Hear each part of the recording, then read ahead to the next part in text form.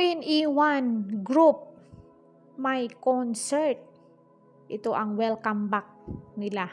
Dinagsa ng mga fans at big stars. Naging mainit ang pagsalubong ng mga fans sa pagsisimula ng reunion tour ng legendary K-pop girl group ng 2NE1 sa South Korea. Alam nyo guys, ito yung grupo kung saan nandoon si Sandara Park.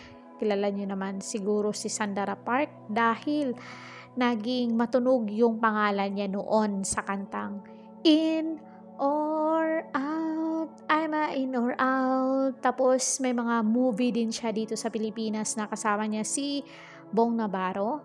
Tapos naging love team din niya si Hero Angeles. Tapos bigla na lang siyang nawala kasi doon siya nag-focus sa career niya sa Korea. Bumalik siya sa kanila at ito nga napasok siya sa 2NE1 group.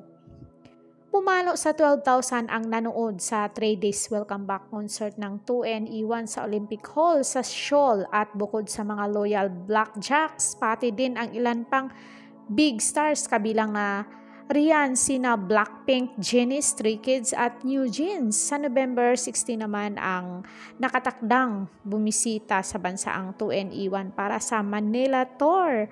Ang 2NE1 ay binubuo ni na Sandara Park, Park Boom, CL at Minzy.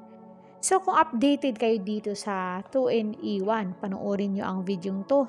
Don't forget to like, share, and subscribe.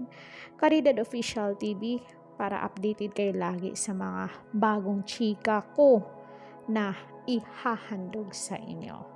Hanggang sa muli and thank you so much. God bless us all. Bye-bye.